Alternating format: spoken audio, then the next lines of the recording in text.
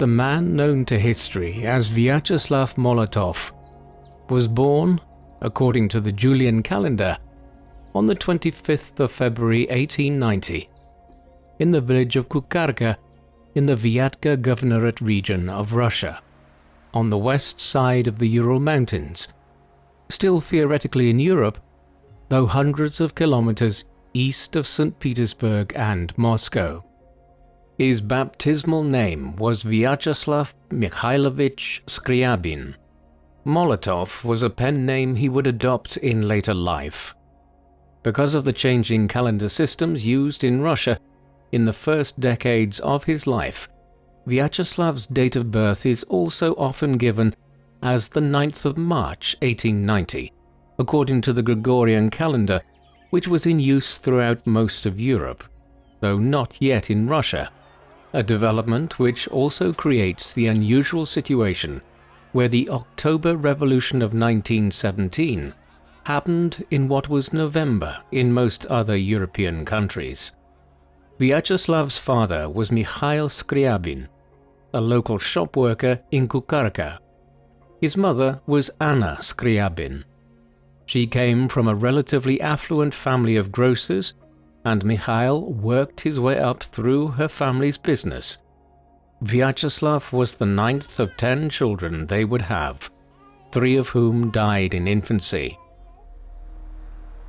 The Skryabin family were of above-average means while Vyacheslav was growing up, though even a relatively affluent family in rural Vyatka in the late 19th century did not live particularly well by modern standards. Young Vyacheslav was first sent to school in the town of Nolinsk. Here he was a gifted pupil of clearly above-average intellect, though shy and retiring. In his spare time, he helped out in the family business and became a precocious reader of books and pamphlets on social and political matters in Europe and Russia. As he grew up, the perception of him was of an uptight individual, but one who would become a very efficient administrator and organizer, skills which propelled him to the forefront of Russian politics over time. Behind the visage of a seemingly inoffensive individual who dressed sharply but attracted little fanfare was a young man with strong ambitions peering out from his ever-present spectacles. Skryabin was growing up at a strained time in Russian politics and history. The country was a latecomer to the Industrial Revolution, which had started in Britain back in the 1770s, after over a century of proto-industrial development. Many countries on the continent had begun to industrialize in the 1820s, 1830s, and 1840s, after the Napoleonic Wars came to an end, with Belgium, Germany, and regions of countries like France and Austria doing well thereafter. Russia, far to the east, had not really commenced doing so until the second half of the 19th century, but it was a very limited affair in some respects. Cities like St. Petersburg and Moscow had factories emerging, but the country was held back by its backwards economy and politics. Serfdom, for instance, which tied Russian peasants to the estates they lived on in rural areas, was not abolished until 1861 and had restricted labor movement across the country. There was also very little political representation of any kind. This had led in the 1870s, 1880s, and 1890s to the development of a reactionary politics, with extremist groups like the Nihilists engaging in acts of political violence. The radical socialist or communist ideas of Karl Marx and Friedrich Engels also found purchase, although Marx would have found it peculiar that a largely rural and agrarian society like Russia would become the home of his political ideas, which he viewed as better suiting England or Germany. All of these political forces underpinned Skryabin's early life. Molotov's political awakening within this extremely tense Russian political atmosphere came early. In 1906, when he was still just a teenager, he developed an association with the Russian Social Democratic Labour Party, a radical Russian socialist party which was gaining in strength in the aftermath of the 1905 revolution in Russia, an abortive revolution which had resulted from political repression and the disastrous Russo-Japanese War, leading Tsar Nicholas II to promise political reforms and the creation of a Russian Duma or parliament, only to try everything possible afterwards to block reform of the autocratic system. The Social Democratic Labour Party was the forerunner of the Russian Communist Party, and would later split into two factions, the Bolsheviks and the Mensheviks, the Bolsheviks being the more radical and aggressive faction, and one which would increasingly come to be led by Vladimir Lenin, while he was in exile in Western Europe in the 1900s and into the 1910s. Vyacheslav gravitated over time towards the more radical Bolsheviks. He began writing for the party in the late 1900s. It was in this capacity that he adopted the pen name Molotov, that he would forevermore become known by. Molotov derives from the Russian molot, meaning hammer, giving his adopted name an industrial sound, and also a sense of a person who aimed to break down political conventions in a revolutionary manner. It was not unusual for revolutionary writers during this time to adopt pen names in this way. Lenin himself adopted his own name, most likely from the river Lena. Molotov's revolutionary activities initially played out in the Kazan region, where he operated under the pseudonym Dyadya, meaning uncle, in order to avoid detection by the Tsarist secret police. Before long, he was responsible for organizing the activities of the Kazan Revolutionary Youth Wing of the Bolsheviks there. Through these, he was involved in disseminating revolutionary ideas from the writings of Marx, Engels, and Russian Marxists in groups of young revolutionaries that met clandestinely.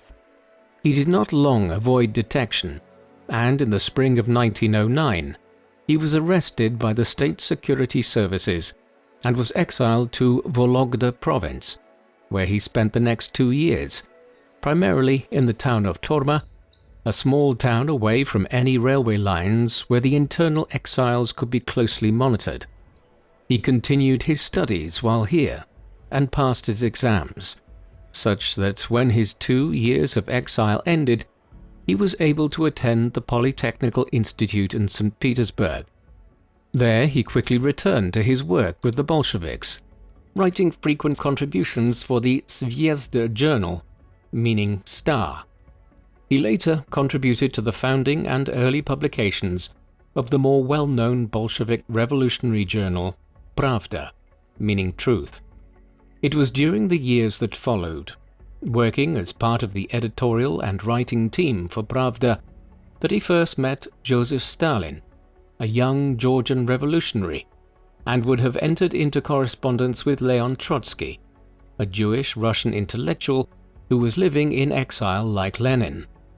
Molotov himself continued to suffer persecution and frequent arrests in the Russian capital, culminating in his exile again in 1915, this time to Irkutsk in the desolate Russian east.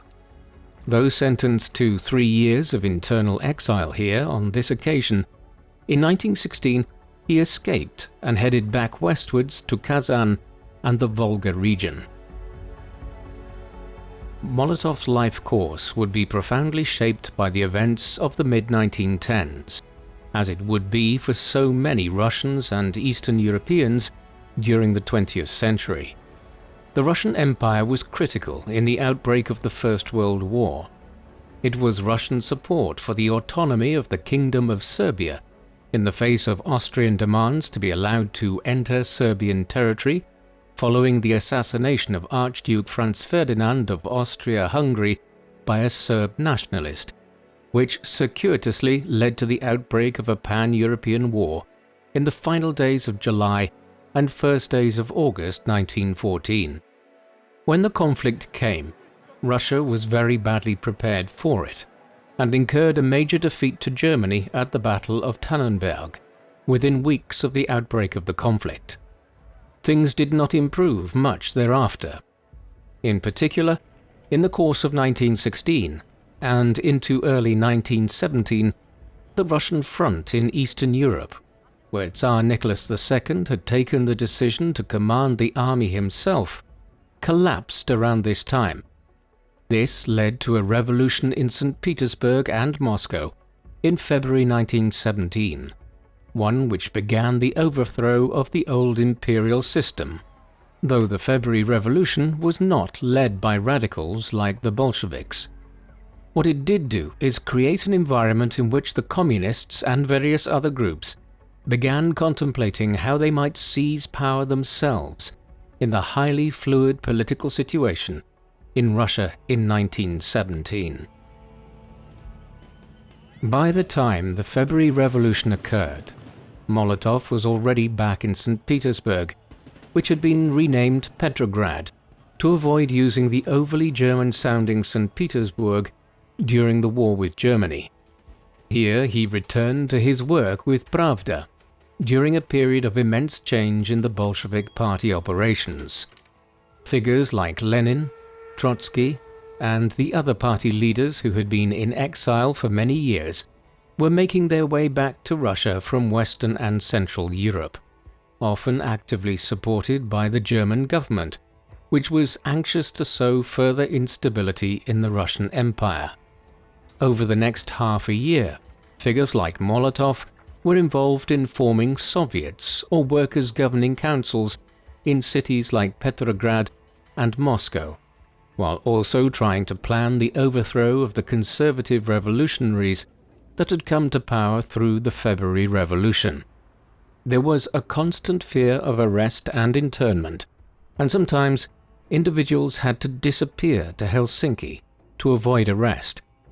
Overall, Molotov, in association with Stalin and several other members of the Bolshevik Petrograd Committee, was central in preparing Red Guard paramilitaries in the Petrograd factories, in preparation for the impending attempt by the Bolsheviks to seize power from the conservative government.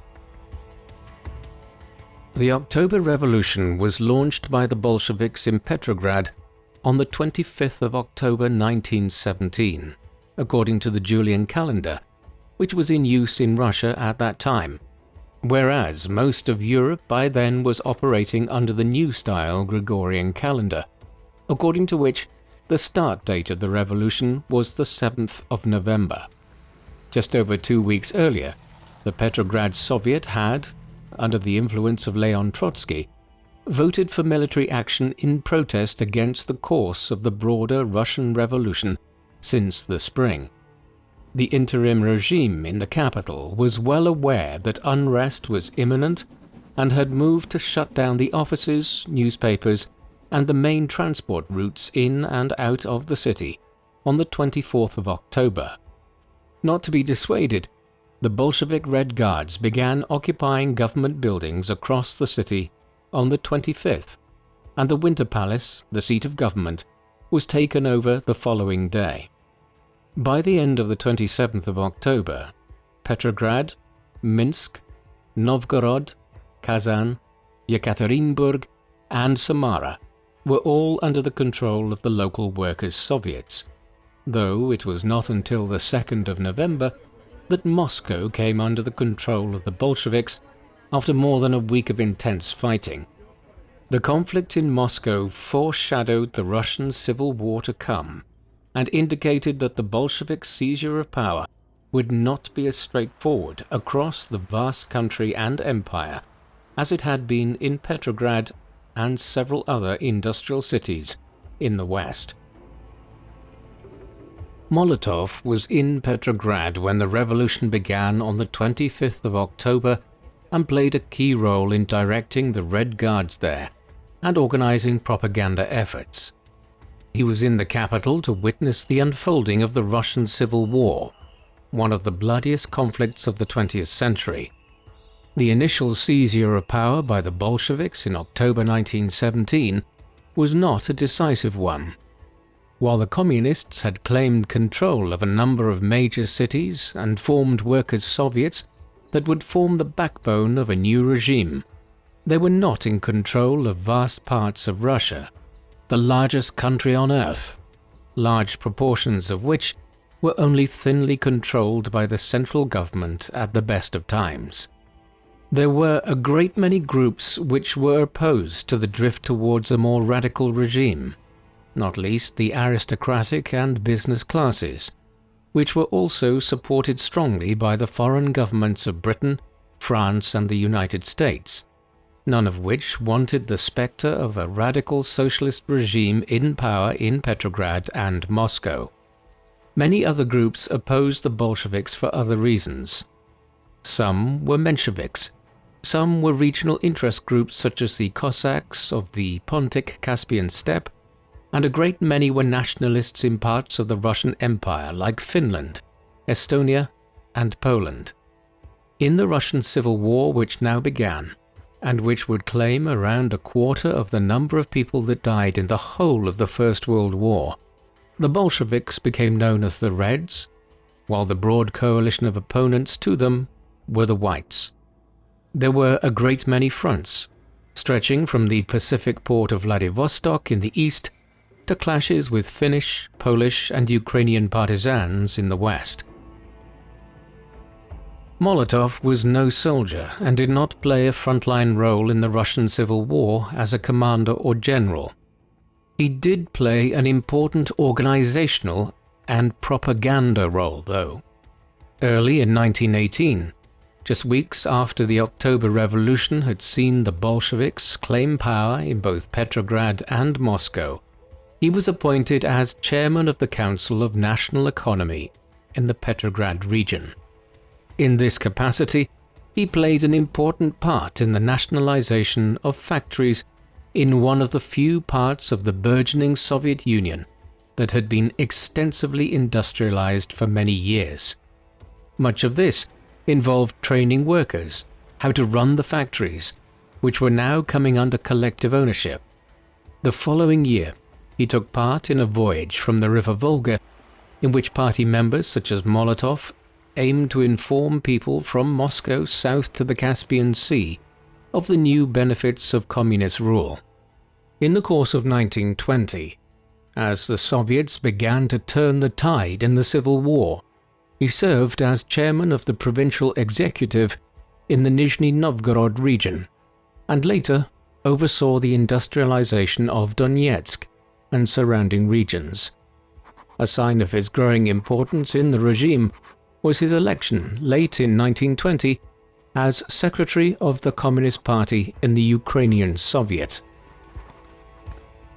In 1921, with the Bolsheviks finally moving towards victory in the Civil War, though with the loss of extensive territory in the West, specifically Finland, Estonia and Poland, Molotov was elected as a secretary of the Central Committee of the Russian Communist Party, thus bringing him more clearly into the central leadership of the Soviet Union, as well as becoming a junior member of the Politburo, though without voting rights in the latter body at this juncture. These followed in 1924. Molotov's entry into the central leadership necessarily brought him into the factional struggle that was developing at the top of the emerging Soviet state. There was no doubt that Lenin would be the Soviet Union's first leader when the October Revolution commenced in 1917, but before long, his health problems were becoming all too apparent, and a battle to succeed him was developing. It soon became evident that there were just two realistic candidates, Leon Trotsky and Joseph Stalin. Molotov moved towards Stalin in this succession contest. His relationship with Trotsky seems to have been especially strained, though one particular anecdote of an interaction between them in the early 1920s is revelatory of Molotov's outlook and was prescient of the future. During an argument between the pair, Molotov, responding to a sarcastic comment made towards him by Trotsky, rounded on Lenin's possible successor and rebuked him by saying, quote, "Very well, Comrade Trotsky, we can all be geniuses, but we shall see who lasts the longest." For Molotov, politics was sometimes a game of survival, not always of overt intellect. He would survive far longer in it than Trotsky. By 1922, as Lenin's health deteriorated quickly, Stalin was leveraging his position as General Secretary of the Bolsheviks to put himself in a better position to succeed him as leader of the Soviet Union, which was completing the final stages of its victorious campaign in the Civil War.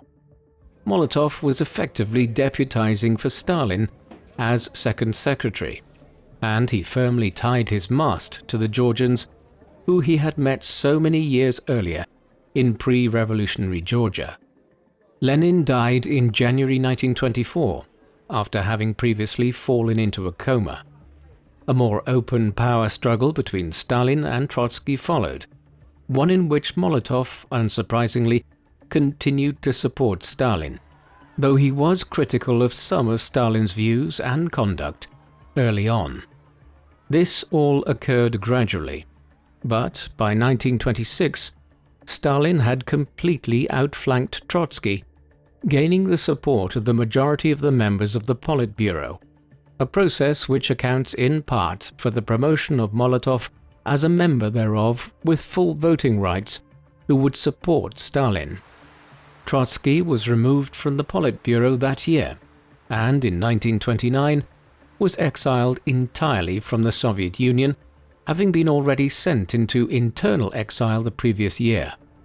Years later, after settling in Mexico and continuing to promote a purer form of Marxism abroad, Trotsky was assassinated in 1940. Despite the turbulence of the years of the Russian Civil War, Molotov married and started a family during the 1920s. During the revolution, he had met Pel Solomonovna Karapovskaya, a Jewish Russian woman who was a committed communist revolutionary herself and would rise to a fairly senior position within the Food Commissariat in the 1930s. She later adopted the name Polina, a more Russophile version of Pel. She and Vyacheslav married in 1920, and she elected not to leave the Soviet Union for the British Mandate in Palestine, as several members of her family did during the 1920s.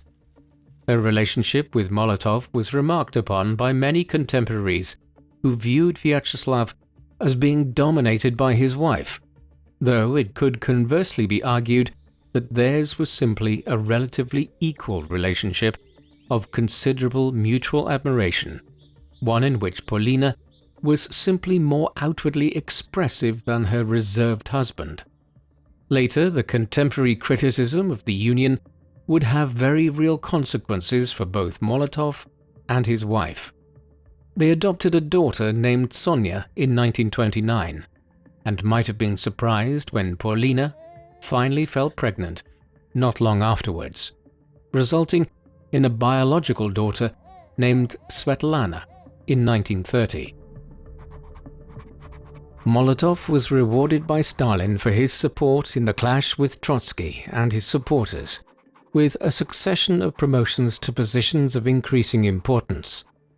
In 1926, he was sent to Petrograd, which had long since been renamed Leningrad in honor of Stalin's predecessor, to oversee the dismantling of the support base of Grigory Zinoviev, a former ally of Stalin's that the new head of the Soviet Union now turned on as soon as Trotsky was out of the way. This done, in 1928, Molotov was placed in charge of the Communist Party in Moscow and reformed it over the next year.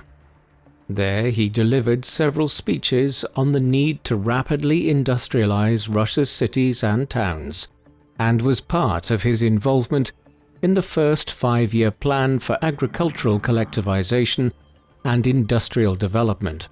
which was launched by Stalin in 1928 and which Molotov played a part in both devising and implementing. Finally, in December 1930, Molotov was appointed to the position of chairman of the Council of People's Commissars of the Soviet Union, the position which Lenin had held prior to his death. Because of the peculiar structure of power holding in the Soviet Union, it could be argued that this theoretically made him the head of state for the next 11 years, though in reality, power within the government from the mid-1920s onwards rested in Stalin's hands as General Secretary of the Communist Party. Nevertheless, the appointment of Molotov as chairman is indicative of how high he had risen within the Soviet Union by the beginning of the 1930s. The decade that followed would leave immense stains on Molotov's legacy. Two issues above all: his roles in the Soviet famine of the early 1930s and the Great Purge stand out as particular black marks on his reputation. The Soviet famine of the early 1930s was one of several famines in the Soviet Union between the 1920s and 1940s, one often termed the Holodomor, within a specifically Ukrainian context. Between 1930 and 1933, over 5 million people died in Ukraine, southwestern Russia, and other parts of the Soviet Union, owing to food shortages brought about by the government's policies. The collectivization of agricultural production, and also the prioritization of food supplies for industrial workers in the cities and towns, led to the disaster. Molotov was deeply implicated in this, traveling in person to Ukraine and the Caucasus to enforce the government's orders to move grain supplies from the countryside into the towns. The faster Russia industrialized, the faster it would attain a perfect form of socialism, and then complete communism, or so zealots like Molotov believed. It was this notion which led him to enforce policies in 1931 which deepened the crisis and led to further preventable deaths. As with most man-made famines of the 20th century, such as the Great Leap Forward in China in the late 1950s and early 1960s, the Soviet government had not set out to create famine conditions in the early 1930s, but they became aware of what was happening owing to their ill-conceived policies before long, and figures like Molotov then exacerbated the famine by refusing to change course. Molotov's role in the Great Purge was also immensely unethical. Between 1936 and 1938, Stalin engaged in a mass purging of the Communist Party within the Soviet Union, often removing a majority of individuals within leadership roles and governing committees in the Soviets of each region or city. In some instances, as many as 80% of the membership of certain councils was purged. Of those that were, the lucky ones were simply removed from their positions and banished from the Communist Party. Others were sent into internal exile, often to the Gulag labor camps in the cold, inhospitable East. Others still were placed on trial for alleged crimes and plotting against the state, and then executed. As the Great Purge escalated in 1937 and 1938, mass executions became more and more common. When combined with deaths in the labor camps, an estimated 1 million people are believed to have fallen victim to the Great Purge. Molotov, who may have feared suspicion after a rift developed between himself and Stalin in 1934, became complicit in the Great Purge, supporting Stalin's actions. Many decades later, he was still trying to justify his involvement, long after most Soviet officials had accepted that Stalin's purge had represented a tyrannical effort to crush any and all opposition to his dictatorship. In early May 1939, Molotov was appointed to the important position of Commissar for Foreign Affairs of the Soviet Union, in succession to the out-of-favor Maxim Litvinov. It was a critical juncture to be promoted to the post of Minister of Foreign Affairs. Less than 2 months earlier, Nazi Germany had invaded and annexed Czechoslovakia in violation of the Munich Agreement concluded with the British, French and Italians in the Bavarian capital the previous September. With this, the Germans were in control of Central Europe, having already annexed Austria into a Greater Germany in March 1938. To anyone with a clear idea of Germany's ambitions, it was obvious that Poland was the next target of Hitler and the higher-ups within the Nazi setup. And once Poland was invaded or otherwise conquered, Germany would have a lengthy border with the USSR. Nazism and Bolshevism were ideological enemies, and Nazi rhetoric was filled with statements about destroying the communist spectre that they suggested was haunting Europe. The question for Molotov, as he assumed the position of Commissar of Foreign Affairs, was how he would negotiate the situation as war loomed over Europe, with the British and French having made it clear that any violation of Polish independence would mean war. Molotov was soon negotiating intensely with his German counterpart, the Nazi Foreign Minister Joachim von Ribbentrop. The agreement stemmed from earlier efforts by the Germans to negotiate an economic treaty. Both sides might have considered the other to be an ideological enemy, but they had things like petroleum, iron and automobiles that they wanted to buy from one another. In the summer of 1939, after Molotov's appointment, talks accelerated between the two foreign ministers and their staff, and there was soon progress towards not just a trade agreement, but a much more significant military and diplomatic pact.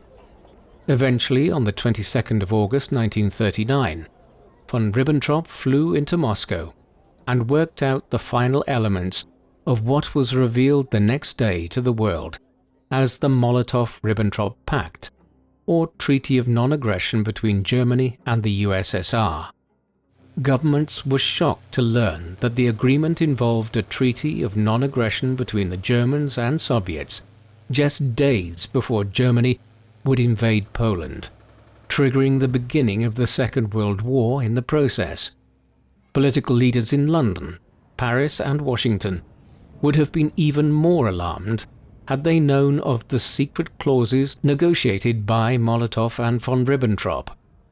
These essentially outlined how Germany and the Soviet Union would carve up Eastern Europe between them. Once Germany had invaded Poland, the Soviets would claim the eastern parts of the country, along with Finland and most of the Baltic states region. Thus, the Molotov-Ribbentrop Pact essentially was designed to allow the Soviets to reclaim the territories lost at the time of the Russian Civil War. Molotov's work was soon being realized militarily by Stalin. On the 17th of September 1939, 2.5 weeks after the Nazis had invaded Poland from the west, and with the Poles incurring heavy defeats to the Germans, the Soviets invaded the country from the east. Over the next 3 weeks, the sectors allotted to the Soviets under the agreement were occupied. Over time, the terms of the pact would be put into force in other ways. For instance, the Russians would invade the Baltic states, Estonia, Latvia and Lithuania, and incorporate them into the Soviet Union. But Stalin waited until the summer of 1940, when most of the other major European states were wholly preoccupied with the German invasion of France and the Low Countries. Stalin also acquired some minor border territories around what is now Moldova, in a move which stretched the terms of the treaty Molotov had negotiated. In any event, the Molotov-Ribbentrop Pact would not last that long. Eventually, with Western Europe conquered in May and June 1940, and with Hitler convinced that Britain would eventually join Germany against the common Bolshevik enemy, the Nazis began preparing for the invasion of the Soviet Union early in 1941 and would launch Operation Barbarossa on the 22nd of June 1941. Thus, Molotov's diplomatic deal lasted less than 2 years, but it was a major development in the first stages of the Second World War in Europe. One particular sphere of military activity for the Soviets that resulted from the Molotov-Ribbentrop Pact is especially notable in terms of how Molotov's name became synonymous with homemade incendiaries. An element of the secret clauses was that the Soviets could invade and conquer Finland without the Germans objecting in any manner. After they had completed the military operation in eastern Poland in the late autumn, the Soviet Red Army was put into preparation for an invasion of Finland. The belief was that what became known as the Winter War would be a swift thing, one in which thinly populated Finland with its small army stood very little chance against the behemoth of the USSR. Stalin and his generals could not have been more wrong. The Finns offered determined resistance after the Red Army invaded their country at the very end of November 1939. Eventually, in mid-March, the Russians negotiated a face-saving peace agreement whereby some borderlands in Karelia were acquired by the Soviets. But in reality, the Finns had won the war by avoiding complete defeat and subjugation into the USSR. Eventually, the Finns would join in the German invasion of the Soviet Union in 1941, and would be a key ally of the Nazis in the siege of Leningrad over nearly a 2.5-year period. It was in the midst of the Winter War that the term Molotov cocktail came into use to describe a makeshift petrol incendiary device that the Finns used extensively against the Russians. In the course of the 3.5-month war, the Soviets were at a distinct advantage in having large divisions of tanks, where the Finns barely had any mechanized cavalry.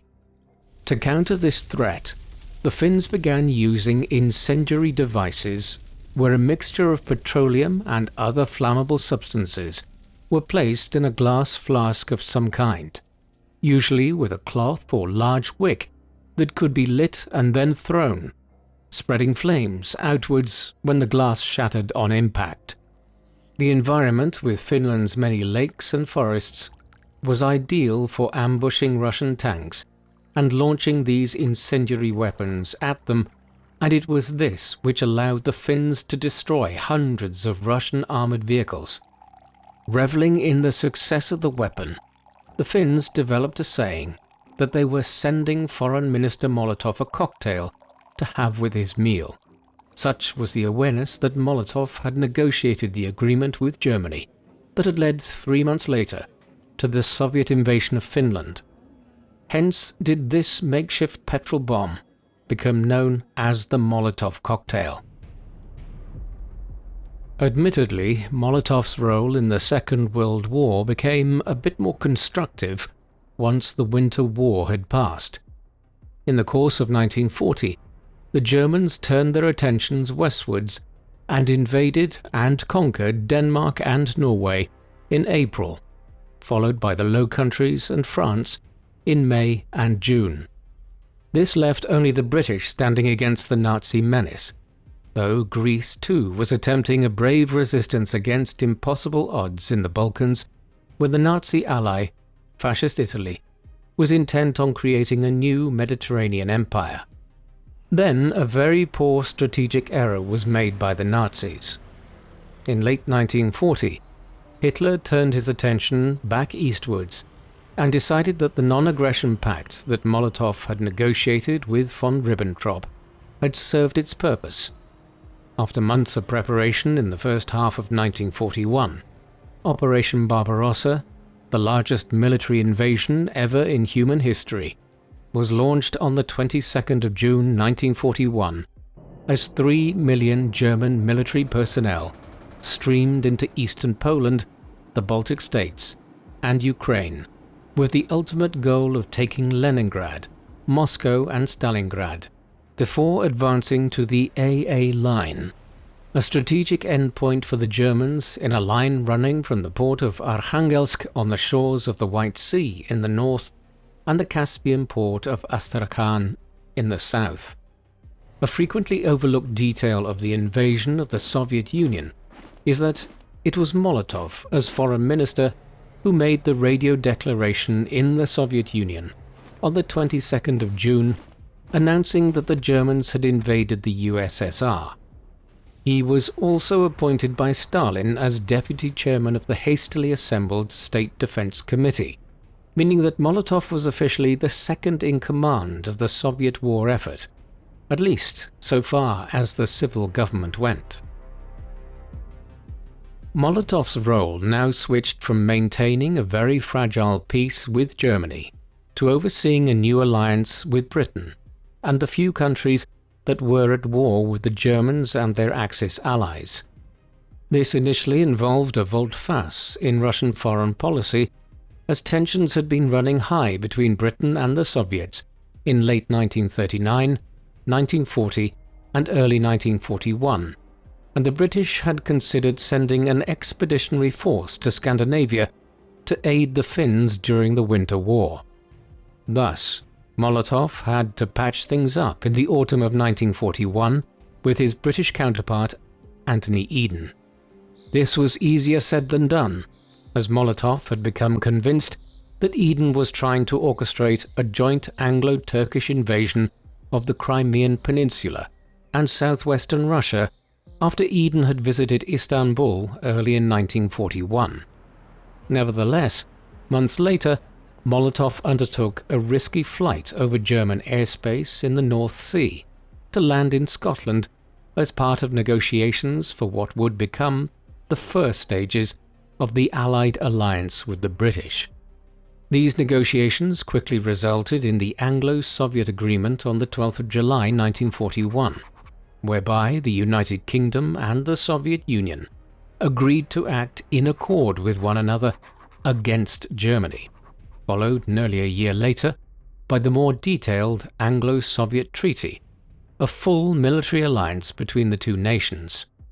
By then, the United States had also entered the war against the Germans and their Far Eastern ally, the Empire of Japan, after the well-known Japanese attack on Pearl Harbor.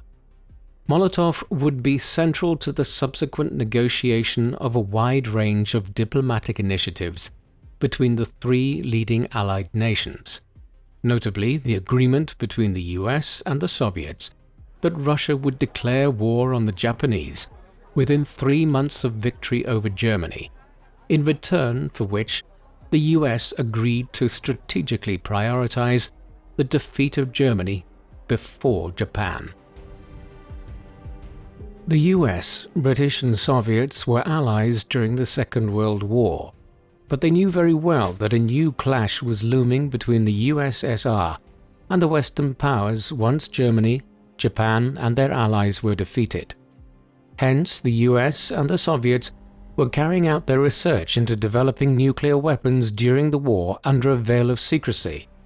The US program, the Manhattan Project, and its ultimate results are well known.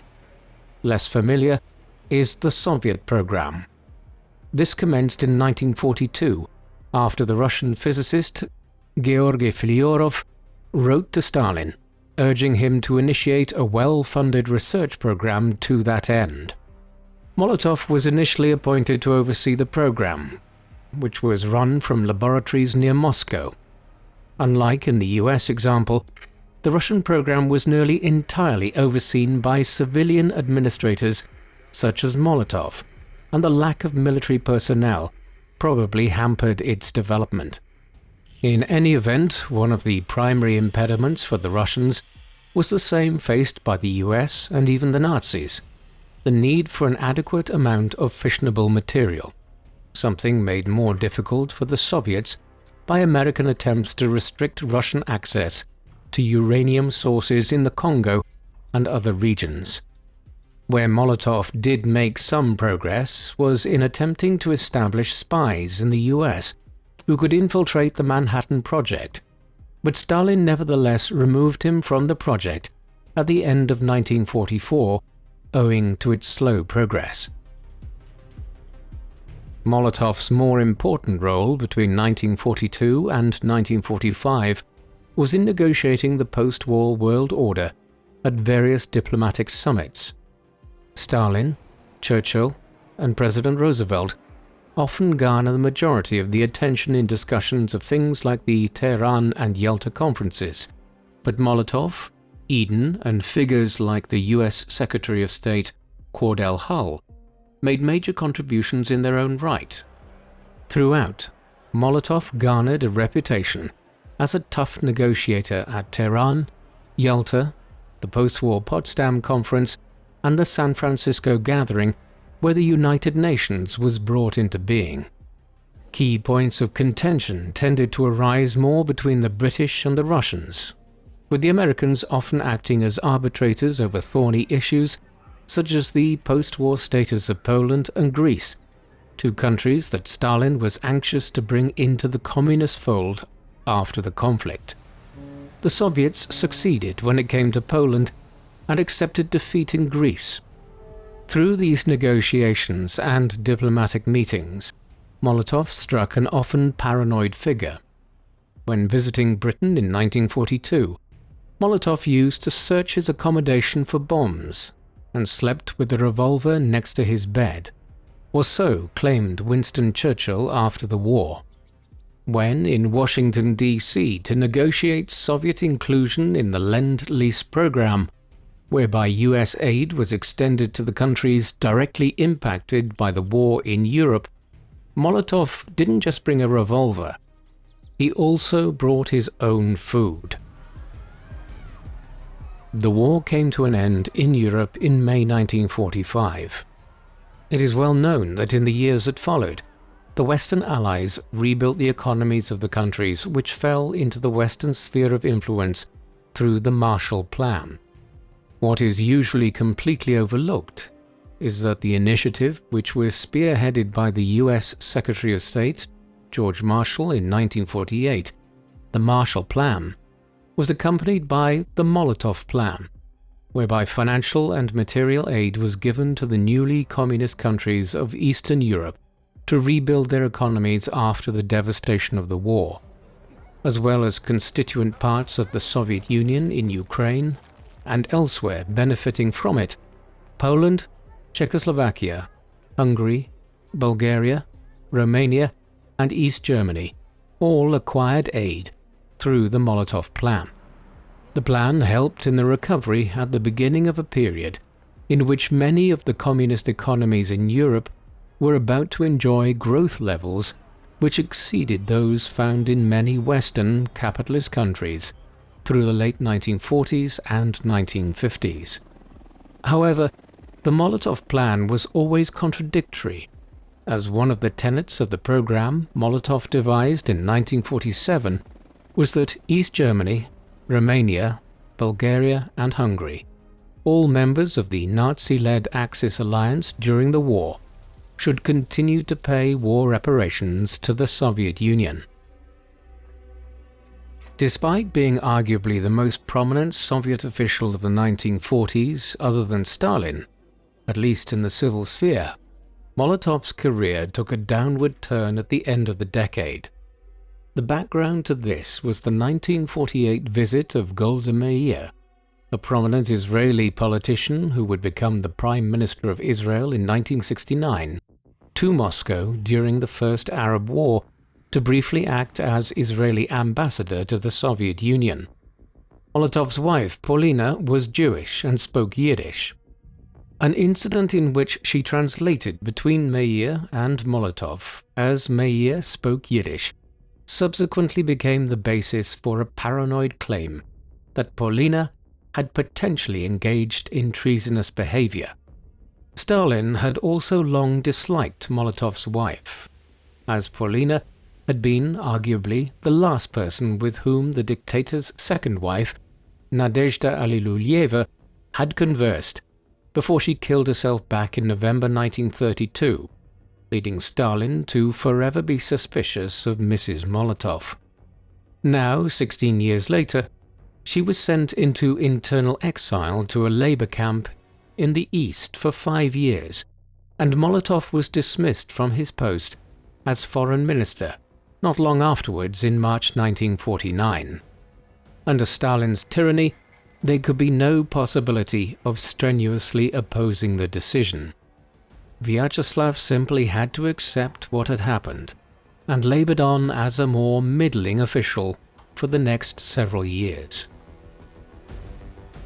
It is an indication of how frail a figure Molotov could be that he would continue to defend Stalin's legacy and methods long after the dictator was dead, even though in the final years of his life, Stalin had been, in all essential ways, tearing apart Molotov's career and preparing to remove him permanently from the Soviet leadership, as well as sending his wife to a labor camp. In 1952 and into early 1953, Stalin had made it clear that Molotov was finished within the leadership and was preparing to dismiss him from most of his offices, possibly violently. What saved the former foreign minister was the death of Stalin himself on the 5th of March 1953, after suffering a cerebral hemorrhage 4 days earlier. After a complex power struggle, one in which Molotov was never seriously in contention, Nikita Khrushchev emerged as Stalin's successor. Khrushchev had been challenged by Georgy Malenkov, who became premier for 2 years down to 1955, but who was quickly undermined by Khrushchev in 1953 and only allowed to remain as premier in a largely ceremonial capacity thereafter. Nevertheless, during the power struggle, Malenkov had briefly held sufficient enough power to realign the senior ministries, and on the 5th of March 1953, the very day Stalin died, Molotov had been reappointed as Minister of Foreign Affairs. He continued to hold the position after Khrushchev's ascent, though it was evident before long that Molotov's unrepentant Stalinist views were out of sync with the new atmosphere in the Kremlin, where Khrushchev was denouncing the former tyrant and attempting to move away from the worst excesses of the Stalinist era. Molotov was removed from the post of Minister of Foreign Affairs for the final time in June 1956, a move that came as little surprise after Khrushchev had denounced Stalin's foreign policy at the start of the Second World War, and, by implication, the Molotov-Ribbentrop Pact that Molotov had negotiated. Thereafter, he joined secretly with Malenkov and the Deputy Premier of the USSR, Lazar Kaganovich, to begin plotting to remove Khrushchev from power. The trio and their allies would become known as the Anti-Party Group, a collection of unreformed Stalinists who were unhappy with the drift of Soviet politics and foreign policy under Khrushchev. On the 18th of June 1957, they attempted to overthrow Stalin's successor through diplomatic means, forcing a vote on his leadership at the 11-man party presidium, which they won by 7 votes to 4. However, Khrushchev managed to argue successfully that a vote needed to be held within the larger Central Committee of the Communist Party. There he managed to convince a sufficient number of individuals that the anti-party group, which he referred to them as, was an unreformed group of Stalinists with blood on their hands.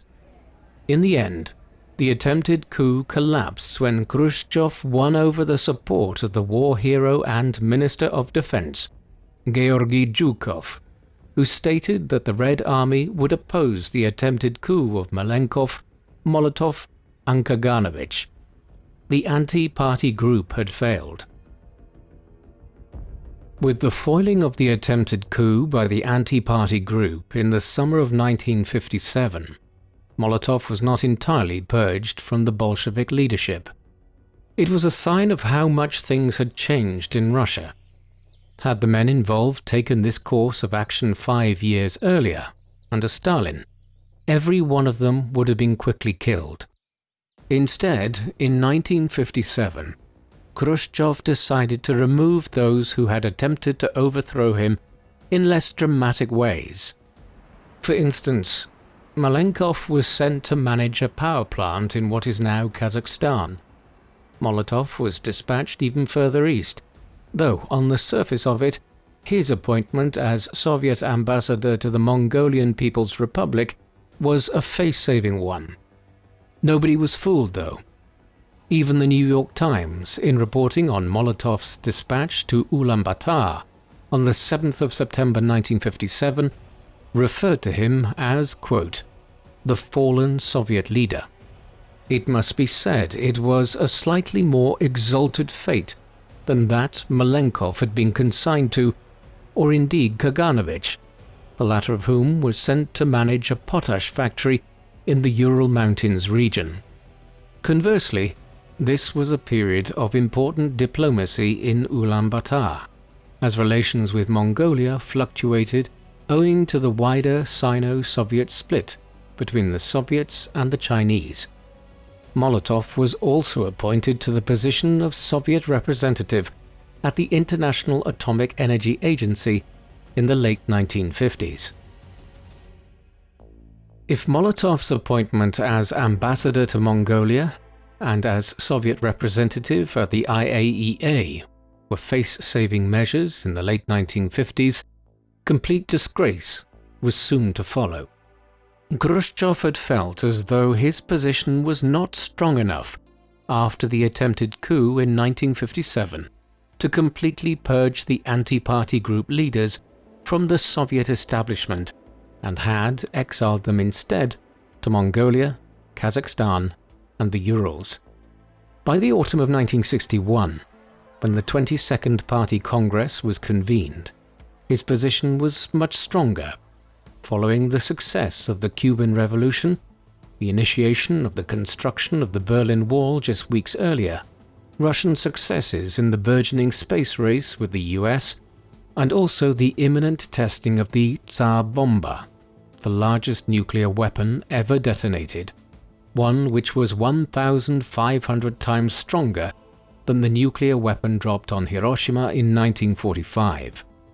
With his position more powerful now, Khrushchev furthered his de-Stalinization program at the 22nd Congress.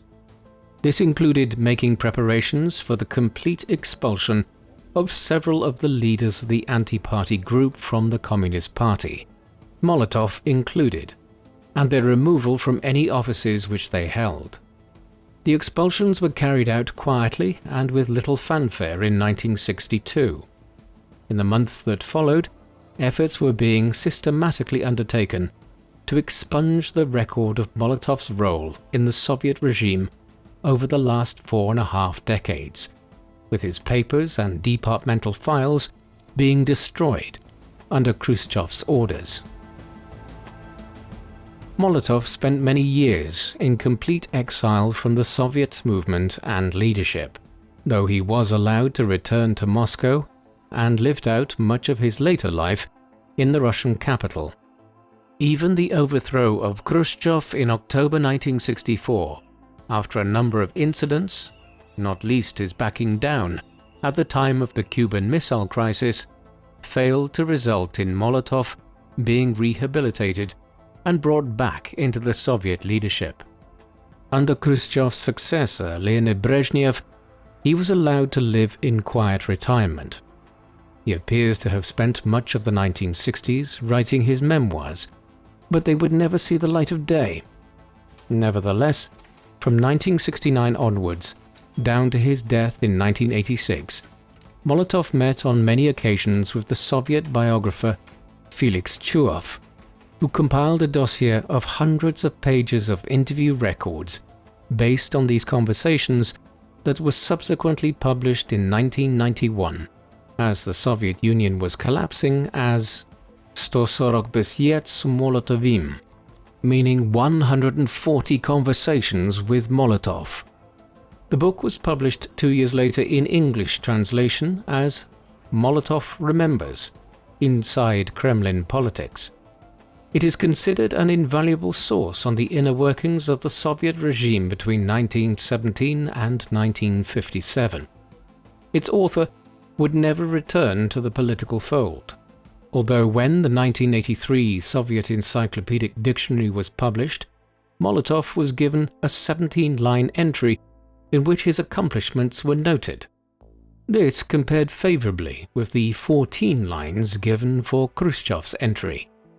In the summer of 1984, Konstantin Chernenko, who served for just over a year as head of the Soviet Union in 1984 and early 1985, very quietly reinstated the 94-year-old Molotov as a member of the Communist Party.